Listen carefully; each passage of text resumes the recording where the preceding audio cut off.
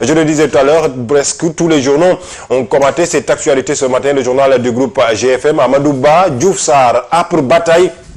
Les coulisses de la réunion, la résolution de Dakar et la bagarre entre militants. Tous ces points ont été donc détaillés dans le journal du groupe GFM, mais qui parle aussi de toute autre chose à la une de son journal ce matin. Report du démarrage de la reproduction du champ du champ de Sangoma en 2024. Il s'agit cette fois-ci de parler de l'énergie baril, de piège sur le budget.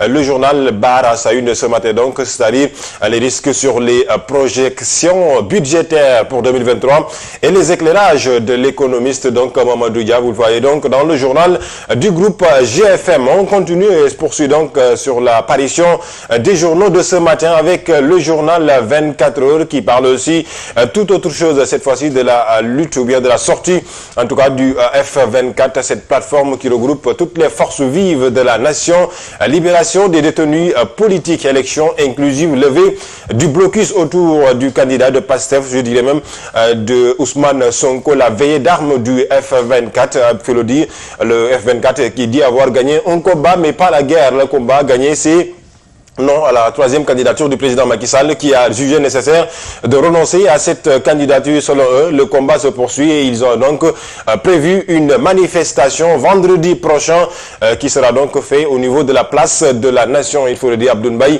demande à l'État du Sénégal, au gouvernement en tout cas, de pouvoir accepter cette mobilisation purement et donc simplement démocratique, il faut le dire. Donc le F24 compte faire une mobilisation ce 24, donc je dirais même ce vendredi prochain. Bougane Gueye Dany de Gëm Sa Bopp. Le combat pour les libertés doit être poursuivi avec plus de témérité et de détermination.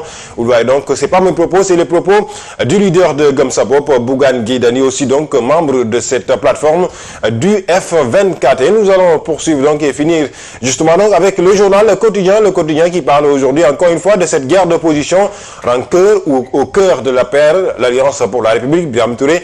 Je pense qu'on peut justement donc parler de ça. C'est une rancœur au cœur de la paire. Oui, on pouvait s'y attendre. Et c'est quelque chose qu'on avait annoncé depuis déjà quelque temps. Ce ne serait pas facile. Ce n'est même pas facile aujourd'hui de pouvoir trouver un candidat qui fera l'unanimité. Il y aura peut-être consensus autour d'un candidat. Qui va désigner ce candidat? C'est le président Macky Sall, mais on entend qu'il a pratiquement refilé la patate chaude à Moustapha Niasse pour la coalition Benno Bokk Yakaar. Mais déjà, il faudrait que l'APR puisse régler son problème. Et le problème de l'APR, c'est qu'il y a moult candidats à la candidature. La preuve, Amadou Ba, qui est presque en pole position selon certains. Il y a, on l'a vu hier, Abdoulaye Diouf Sarr, qui montre également ses velléités, ou en tout cas ses proches qui voudraient qu'il soit également candidat pour la région de Dakar, le département de Dakar, pour le compte de l'APR. On annonce d'autres noms, et même certains qui sont tirés du chapeau. Je prendrai le cas par exemple de Mahammed Boun Abdallah Dionne, qui est annoncé. On parle de Matar Cissé, qui est annoncé. Certains voudraient également de cette candidature à la candidature, par exemple, Mamboy Diao, pour le compte toujours de l'APR, et d'autres noms toujours au sein de l'APR. Ça veut dire que déjà l'APR aura fort à faire pour son candidat, un candidat consensuel.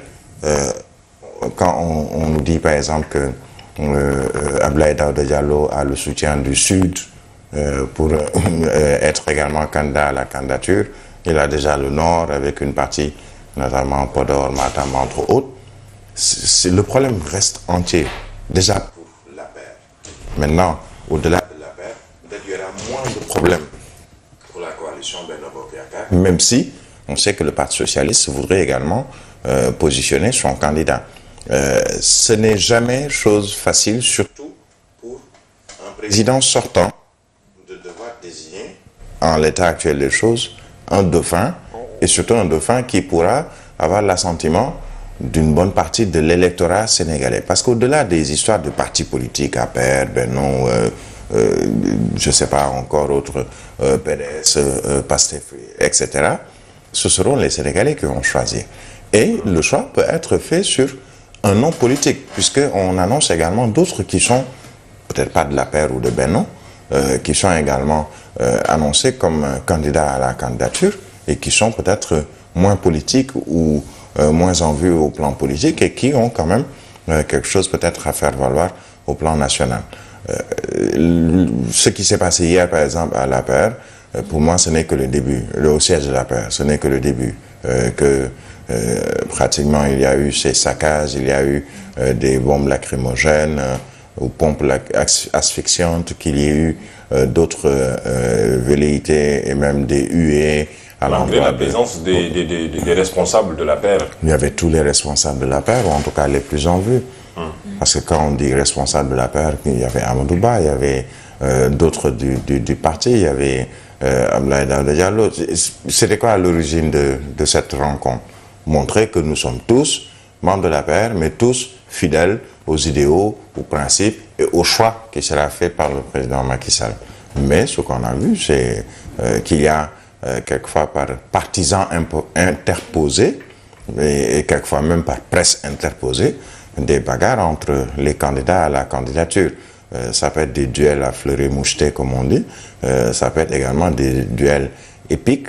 Mais surtout, on a vu hier un saccage ou le saccage du siège de l'APR, même pas du siège, mais en tout cas, puisqu'il y a eu des chaises qui ont volé, des mots qui ont également volé bas, des propos aigres ou doux. Tout ceci n'est que le début de la fin, comme on dit. Le début de la fin, c'est-à-dire qu'aujourd'hui, pour l'APR, il s'agit de survivre à cette situation, ou tout simplement de périr.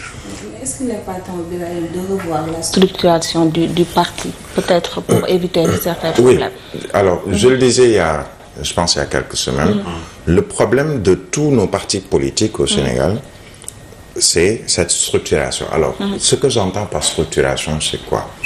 Il y a un président ou un secrétaire général. Normalement, il y a un numéro 2, il y a un autre, un troisième, un quatrième. On sait qu'il y a, dans presque tous les partis politiques, un numéro 1. Le cas de l'APR qui nous intéresse aujourd'hui, c'est le président Macky Sall. Mais derrière le président Macky Sall, c'est lui qui a fait le vide autour de lui. Puisque derrière le président Macky Sall, il fut un temps, il y avait Aminata Touré. Il fut un temps, il y avait Aminata Tall. Il fut un temps, il y avait Mbaye Ndiaye. Il fut un temps, il y avait même Amadou Ba, écarté pendant une période parce qu'il n'était plus... on lui prêtait des intentions, etc. C'est-à-dire qu'on ne l'a pas suffisamment renforcé dès le début pour qu'aujourd'hui, cette situation ne se présente pas. Pratiquement tous les partis, les leaders de partis ont un problème avec ce qu'on appelle leur numéro 2. Peut-être l'un des partis politiques qui a moins de problèmes jusqu'ici, c'est peut-être le parti PASTEF, puisqu'il y a un numéro 2, bon, même s'il est actuellement dans des difficultés ou en prison, mais même ce parti a toujours des problèmes pour renforcer et donner suffisamment de tonus au numéro 2 pour que si le numéro 1 n'est pas là, que les gens puissent se rabattre sur le numéro 2 et de manière légitime. Ce qui n'est pas le cas pour pratiquement aucun parti politique au Sénégal. En tout cas, les plus en vue.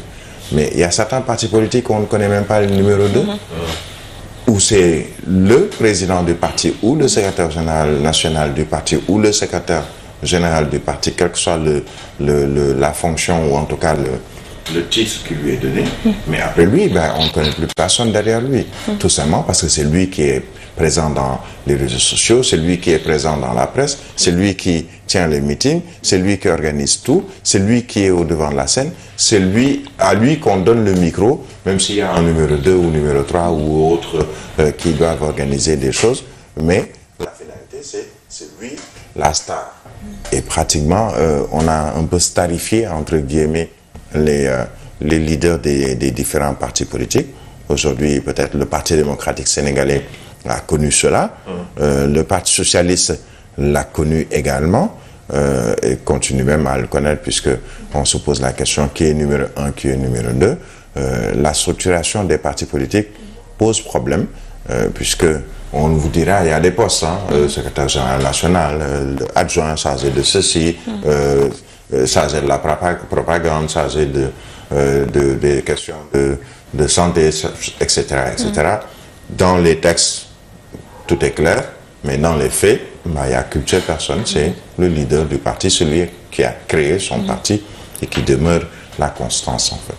Le problème de la structuration des partis politiques, encore une fois donc, vous le voyez avec le journal Les 2 minutes pour lire l'essentiel, le grand show de Benno Bokk Yakaar.